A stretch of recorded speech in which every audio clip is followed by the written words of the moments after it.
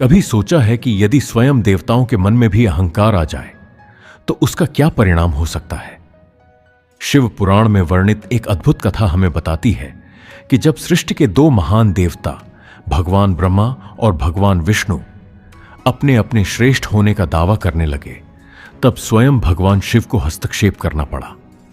यह केवल एक पौराणिक कथा नहीं है, बल्कि जीवन का एक गहरा सत्य भी छुपाए हुए है। सृष्टि के प्रारंभिक काल की बात है। चारों ओर दिव्य शांति थी। देवता अपने अपने कार्यों में लगे हुए थे।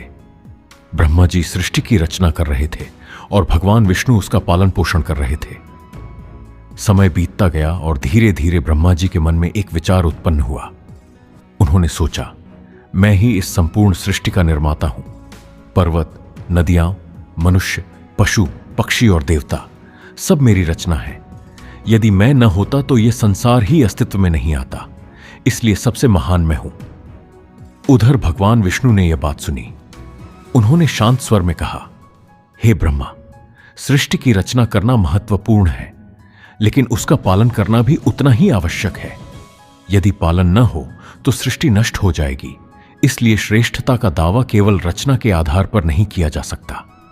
ब्रह्मा जी इस बात से सहमत नहीं हुए। वाद विवाद धीरे धीरे तर्क में बदला और तर्क अहंकार में। दोनों अपने अपने महत्व को सिद्ध करने में लग गए। देवलोक के अन्य देवता भी चिंतित हो उठे, क्योंकि जब महान शक्तियों के बीच अहंकार उत्पन्न होता है तब उसका प्रभाव पूरे ब्रह्मांड पर पड़ता है। इसी बीच अचानक एक ऐसी घटना घटी जिसने तीनों लोकों को हिला दिया। ब्रह्मा और विष्णु के बीच अचानक एक विशाल अग्निस्तंभ प्रकट हुआ। वह अग्नि साधारण नहीं थी। उसका प्रकाश सूर्य से भी अधिक तेजस्वी था। उसकी ऊंचाई आकाश से परे जाती हुई प्रतीत होती थी और उसकी गहराई का कोई अनुमान नहीं लगाया जा सकता था। न उसका आदि दिखाई देता था और न उसका अंत। पूरा ब्रह्मांड उस दिव्य प्रकाश से भर गया। ब्रह्मा और विष्णु दोनों आश्चर्यचकित रह गए। उन्होंने ऐसा अद्भुत दृश्य पहले कभी नहीं देखा था। तभी उस अग्निस्तंभ से एक गूंजती हुई दिव्य वाणी सुनाई दी, हे देवताओं, तुम दोनों अपनी अपनी श्रेष्ठता सिद्ध करना चाहते हो। यदि ऐसा है तो इस ज्योति स्तंभ का आदि और अंत खोजकर दिखाओ। जो सफल होगा वही श्रेष्ठ माना जाएगा। दोनों ने चुनौती स्वीकार कर ली। भगवान विष्णु ने वराह अवतार धारण किया और अग्निस्तंभ के नीचे की ओर जाने लगे। वहीं ब्रह्मा जी ने हंस का रूप धारण किया और ऊपर की दिशा में उड़ चले। यात्रा प्रारंभ हुई। विष्णु लगातार नीचे जाते रहे। वे लोकों के पार निकल गए। उन्होंने अंधकार के प्रदेश देखे। उन्होंने अनंत आकाश देखा, लेकिन अग्निस्तंभ समाप्त होने का नाम नहीं ले रहा था। उधर ब्रह्मा जी भी ऊपर उड़ते जा रहे थे। समय बीतता गया, सैकड़ों वर्ष, हजारों वर्ष, लेकिन उन्हें भी उस ज्योति का अंत नहीं मिला। धीरे धीरे भगवान विष्णु समझ गए कि यह कोई साधारण शक्ति नहीं है। उन्होंने मन ही मन कहा, यह दिव्य शक्ति मेरी समझ से परे है। इसका अंत खोजना संभव नहीं। उन्होंने अपनी खोज रोक दी और वापस लौटने का निर्णय लिया। जब वे लौटे तो उनके चेहरे पर विनम्रता थी, लेकिन ब्रह्मा जी अभी भी ऊपर उड़ रहे थे। उन्हें अंत नहीं मिला, फिर भी उनका अहंकार समाप्त नहीं हुआ। उसी समय उन्हें केतकी का एक फूल दिखाई दिया। ब्रह्मा जी ने पूछा, हे पुष्प, तुम कहां से आ रहे हो? केतकी ने उत्तर दिया, मैं बहुत समय से इस दिव्य ज्योति से नीचे गिर रही हूं। तब ब्रह्मा जी के मन में एक योजना आई। उन्होंने कहा, यदि तुम मेरे साथ चलकर यह कह दो कि मैं इस ज्योति के शीर्ष तक पहुंच गया था तो मेरी विजय हो जाएगी।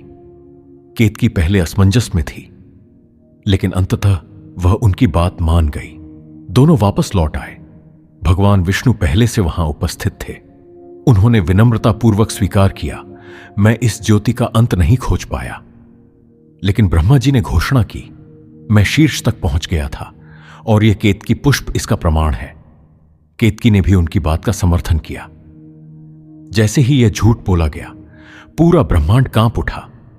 अचानक वह अग्निस्तंभ हजारों सूर्य के समान प्रकाशमान हो उठा। फिर उसके मध्य से एक दिव्य पुरुष प्रकट हुए। उनकी जटाओं से गंगा प्रवाहित हो रही थी। मस्तक पर अर्धचंद्र सुशोभित था। गले में सर्प विराजमान था। तीसरा नेत्र दिव्य तेज से चमक रहा था। वे स्वयं भगवान शिव थे। महादेव का स्वर पूरे ब्रह्मांड में गूंज उठा। हे ब्रह्मा, तुमने असत्य का सहारा लिया है। तुम उस स्थान तक कभी नहीं पहुंचे जहां पहुंचने का दावा कर रहे हो। ब्रह्मा जी भय से कांप उठे। महादेव ने कहा, अहंकार व्यक्ति को सत्य से दूर कर देता है, और जो सत्य का त्याग करता है वह सम्मान खो देता है। फिर उन्होंने ब्रह्मा जी को श्राप दिया, पृथ्वी पर तुम्हारी पूजा अत्यंत सीमित होगी। इसके बाद उन्होंने केतकी पुष्प की ओर देखा। तुमने असत्य का साथ दिया, इसलिए मेरी पूजा में तुम्हें स्वीकार नहीं किया जाएगा। केतकी ने क्षमा मांगी, लेकिन श्राप प्रभावी रहा। फिर महादेव ने भगवान विष्णु की ओर देखा। विष्णु ने विनम्रता से सिर झुका लिया। महादेव प्रसन्न होकर बोले, हे विष्णु, तुमने सत्य स्वीकार किया है। यही वास्तविक महानता है। जो व्यक्ति अपनी सीमाओं को पहचानता है वही ज्ञान के मार्ग पर आगे बढ़ता है। तब ब्रह्मा और विष्णु दोनों ने महादेव को प्रणाम किया। उन्हें समझ आ गया कि परम सत्य किसी पद, शक्ति या अहंकार में नहीं, बल्कि विनम्रता और सत्य में है। शिव पुराण के अनुसार वही अनंत अग्निस्तंभ आगे चलकर ज्योतिर्लिंग के नाम से प्रसिद्ध हुआ। जीवन के लिए संदेश इस कथा से हमें सीख मिलती है। अहंकार सबसे बड़े ज्ञानी को भी भ्रमित कर सकता है। सत्य स्वीकार करना कमजोरी नहीं, बल्कि महानता है। झूठ से मिली विजय क्षणिक होती है। विनम्रता ही ईश्वर तक पहुंचने का सबसे सरल मार्ग है। परमात्मा अनंत हैं, उन्हें केवल बुद्धि से नहीं, बल्कि भक्ति और सत्य से पाया जा सकता है। हर हर महादेव।